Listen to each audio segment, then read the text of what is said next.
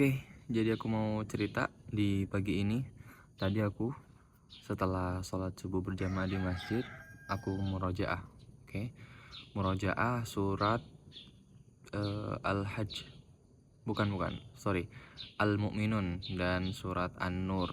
Ya, jadi aku tetap menjalankan rutinitas murojaah karena murojaah itu menurut aku sesuatu yang nggak ada habisnya setelah proses menghafal ya. Jadi sebenarnya menghafal Al-Quran tuh sebenarnya tujuannya untuk memurojaah. Nah, murojaah ini supaya hafalan ini nggak hilang. Banyak tips dan trik ya, teman-teman punya banyak ini ya, versi tersendiri gitu. Kalau aku sendiri itu ketika murojaah itu yang penting kita bisa melafadzkan atau membaca ayat tersebut tanpa melihat. Jadi memang benar-benar dengan hafalan kita membacanya. Nah, aku sendiri pribadi kalau memurojaah hafalan Qur'annya dengan melihat Al-Quran itu malah bisa membuat hilang, jadi nggak lancar. Nah, sebisa mungkin kita nggak ngelihat. Jadi ketika baca tanpa melihat Al-Quran, lupa, kita buka lagi, kita tutup lagi, baca lagi, misalkan lupa lagi, buka lagi. Nah, seperti itu. Jadi itu gambaran murojaah aku setiap hari. Nah, aku itu dulu ketika masih menghafal, hafalan aku masih sekitar 5 juz sampai 15 juz. Itu aku disuruh sama ustadz aku, sama guru, itu murojaah sehari 5 juz. Ya, bagi-bagi waktu aja, pinter gitu.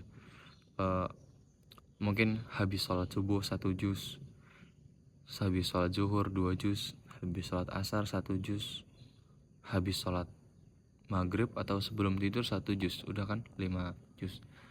Kenapa 5 juz? Karena kalau kita murojaah sehari 5 juz dalam waktu 1 minggu, kurang lebih 6 hari itu sudah selesai khatam, muter. Nah, jadi hafalan itu terus berputar.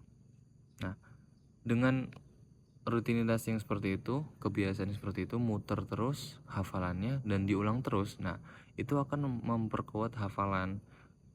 Aku sendiri sudah merasakan ibaratnya manfaat lah ya, manfaat dari memurojaah rutin itu akan ngefek banget ke hafalan kita. Jadi ketika kita memurojaah dengan disiplin yang runut seperti itu, urutan, itu akan membuat gambaran. Jadi kita akan kebayang hafalan kita seakan-akan ketika melafadzkan ayat tersebut tuh kita seakan melihat sebuah mushaf atau halaman yang kita baca jelas gitu. Nah, seperti itu manfaat positifnya. Kemudian ketika aku sudah selesai hafalan 30 juz dan memasuki fase pemutkinan hafalan, itu aku disuruh sama guru aku itu, disuruh murojaah sehari 10 juz. Bayangin 10 juz dalam sehari ya, karena memang gak ada waktu ngafal sih kan, jadi memang pure untuk memurojaah dan memutkinkan. Nah, ketika di fase itu hafalan aku tuh gak semuanya masih nempel. Jadi sebagian sudah hilang, sebagian masih ada, sebagian lagi gak lancar, kayak samar-samar gitu. Gak hafal juga enggak, hafal juga enggak, hilang juga enggak, jadi setengah-setengah. Nah, jadi fase murojaah pemutkinan itu gunanya untuk mengembalikan hafalan yang samar-samar atau hilang. Nah, untuk hafalan yang hilang waktu itu, aku memang harus menyetorkan hafalan tersebut kepada teman atau kepada ustadz. Gak bisa dengan memurojaah mengulang hafalannya sendiri. Jadi harus distorin. Karena kalau gak distorin itu pasti hilang lagi, lupa lagi. Nah, dulu seperti itu. Mungkin ketika selesai menghafal 30 juz itu, aku ada sekitar 15 juz yang hilang dan samar-samar. Jadi otomatis aku harus menyetorkan 15 juz itu kepada guru atau kepada teman setoran, tasmi ya.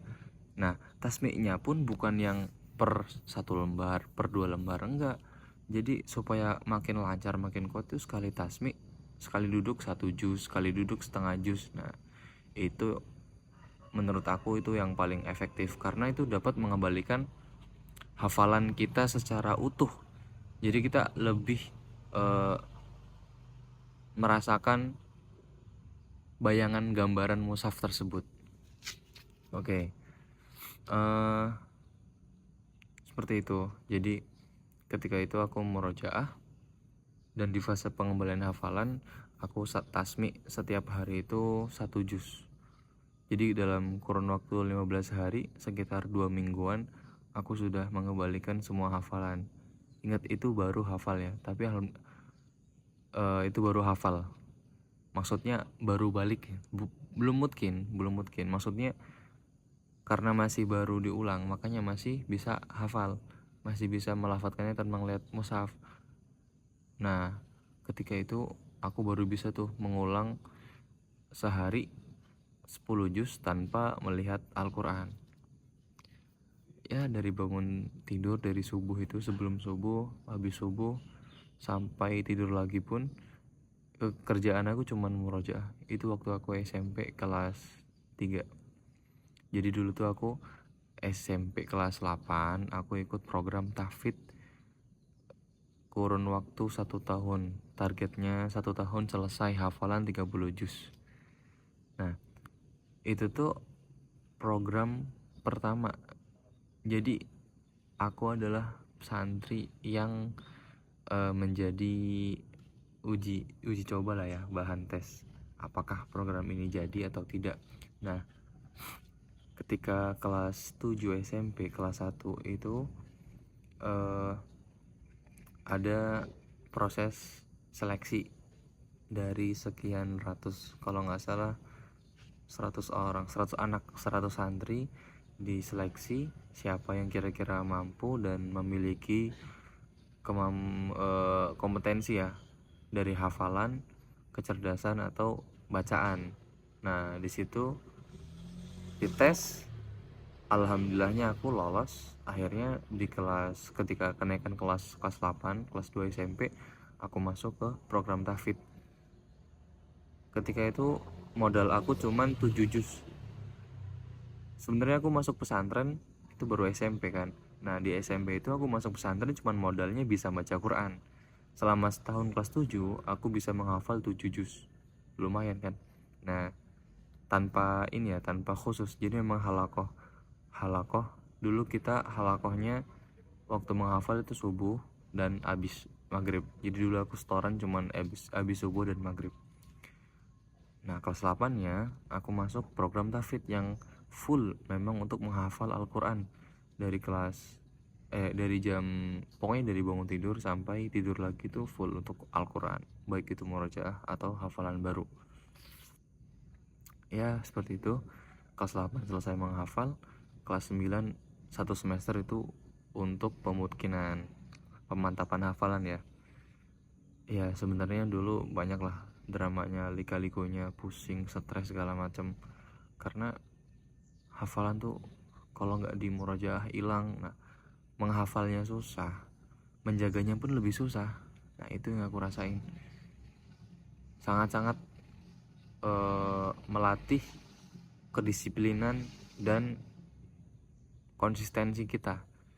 Jadi seberapa kuat kita untuk bertahan di situ. Nah, di situ berat banget memang. Tapi ketika kita sudah bisa bertahan di situ, itu pasti banyak manfaat yang kita bisa rasakan. Ya, awalnya aku merasa nggak bisa dan nggak sanggup, nggak mampu untuk bayangin murojaah 10 juz dalam sehari tanpa melihat Al-Quran. Masya Allah kan, itu menurut aku berat banget. Itu pengalaman yang sangat bisa dibanggakan lah. Aku bangga bisa melewati fase itu. Ya, itu dulu kelas 3 SMP. Ketika aku awalnya melihat gak mampu dan ternyata mampu, itu akhirnya aku bisa berjalan 1 semester. Bayangin, dengan pengulangan 10 juz sehari. Ibaratnya berarti kan kita 3 hari selesai. Setiap 3 hari sekali hafalan tuh selalu muter. Nah di situ kekuatan hafalannya mulai terbangun dari seberapa banyak kita mengulang. Aku 1 semester mengulang seperti itu, akhirnya ketika ujian akhir kelulusan aku bisa masuk dan dapat nilai yang bagus. Semuanya nilainya mumtaz dan lancar setiap juz. Alhamdulillahnya lulus. Nah kemudian aku SMA, hafalannya masih lancar. Jadi aku tuh merasa aku biasa aja gitu ketika berada di program tahfidz, dengan nggak merasa, ibaratnya nggak merasa wow sebenarnya. Nah ketika di luar juga masih sama aja, dengan hafalan yang aku punya tuh kayak lancar, itu biasa aja. Dan ternyata menurut teman-teman, karena mungkin kebanyakan mereka itu nggak lancar ya hafalannya, jadi ketika melihat aku bisa melanjutkan melanjutkan ayat di tes, ini halaman ini halaman ini, sebutin ayat ini, aku bisa dengan lancar. Setiap awal halaman itu pasti aku tahu, akhir halaman karena itu masih lengket banget, masih nempel. Mereka itu teman-teman di Al-Furqon ya, karena aku SMA di Al-Furqon, itu mereka kayak kagum gitu ya, karena mungkin mereka belum melihat teman-teman yang bisa lancar satu Quran 30 juz. Ya alhamdulillahnya aku bisa kan. Tapi ketika itu aku merasa biasa aja gitu ya, alhamdulillahnya. Karena SMP aku fokus ngafal, nah di SMA nya aku itu ke belajar bahasa Arab. Jadi fokusnya ke bahasa Arab dan ilmu syar'i diniyah lainnya. Nah di situ aku keinget pesannya dari Ustadz, namanya Ustadz Andi, yang membimbing aku dari awal program tahfidz itu sampai akhir selesai 30 juz. Beliau Masya Allah, semoga Allah ganjar usaha beliau, Allah balas amal jariah beliau. Ya semoga itu menjadi jariah beliau, karena bisa mencetak santri ya bisa menyelesaikan hafalannya lah. Beliau mengatakan, kamu akan merasakan nikmatnya atau manisnya hafalan yang mutkin. Maka jangan pernah menyerah, jangan pernah malas. Karena kenapa beliau ngomong kayak gitu? Karena dulu aku selalu menolak, bukan malas, gak percaya diri. Jadi merasa kayaknya gak mampu deh gitu. Nah ketika datang rasa itu, beliau memberikan motivasi dan semangat supaya ayo loh murojaah, ayo loh kita mutkinin hafalan kita, supaya nanti di depan sudah gede itu semakin susah untuk memantapkan hafalan, memutkinkan hafalan.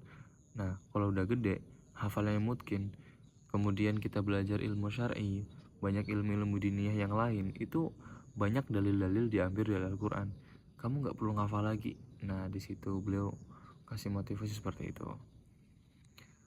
Oke, jadi itu aja cerita aku hari ini.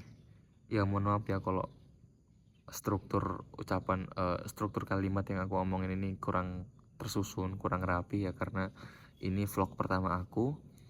Aku pengen membiasakan untuk berbicara di depan kamera, dan untuk supaya terbiasa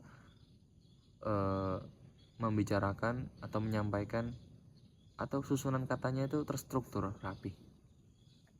Ya mohon maaf, tapi itu aja, aku cuma pengen share pengalaman aku. Oke, bye bye, next video kita ketemu lagi.